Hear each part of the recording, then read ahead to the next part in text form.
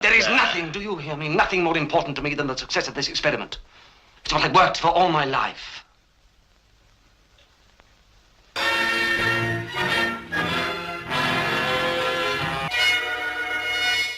One of Frankenstein's biggest contributions to the world of fiction is the mad scientist. One who uses science to play God, often at great cost to themselves, Victor Frankenstein being essentially the blueprint for this. But even within this trope there are variations on the theme, and today we're going to be looking at my favourite one, the complete and utter unrepentant bastard. This is the version of Dr. Frankenstein who is so driven by his goal that he forsakes everything else. He doesn't care about anyone, only his work. He'll be willing to kill if it means making his monster, and no version of Dr. Frankenstein fits this bill better than the version from the Hammer horror series. 1957 saw the release of The Curse of Frankenstein, an X-rated horror film starring Peter Goddamn Cushing.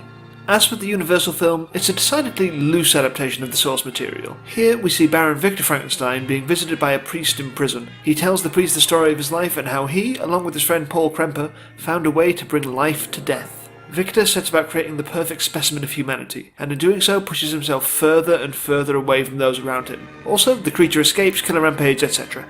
It's fun, and you should watch it. This film is undoubtedly flawed. I mean, there's a reason one of the famous stories about this film is Christopher Lee barging into Peter Cushing's dressing room in fury, outraged that he'd just been told he had no lines. To which Peter Cushing replied, "You're lucky. I've read the script." The writing isn't exactly great, the sets look cheap, and it's all just a bit camp. But it works. There's just something about Hammer horror. They always pull it off. And I don't quite know how. I mean, a big part of it is having amazing character actors like Peter Cushing, who, even though he clearly didn't ever care, still gave amazing performances every time. Like, you know how little he cared? When he was in Star Wars, he was wearing slippers in any shots where you couldn't see his feet. But isn't he amazing in that movie? It's the same here. His performance as Victor is top-notch, really complementing the script by Jimmy Sangster. Where the Universal series of films became more focused on the creature, the Hammer films are firmly focused on Victor, and as I said earlier, this version of Victor is more monstrous than certain previous ones. When constructing his creature here, Victor isn't content with just digging up a freshly buried corpse, instead opting to cut the body down from the gibbet himself. We then also see him acquiring parts from a resurrectionist, and, well...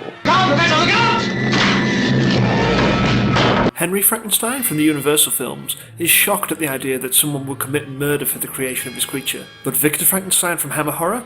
He'll push an old man off the balcony. He doesn't care. He just needs to get the right parts, whatever it takes. Pushing him into direct murder for his cause just adds the extra layer of evil to him that really pushes it over the top.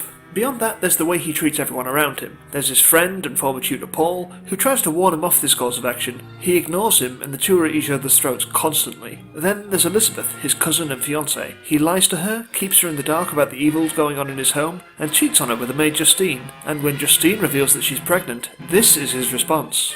Why choose me as the father? Pick any man in the village. The chances are to be the right one.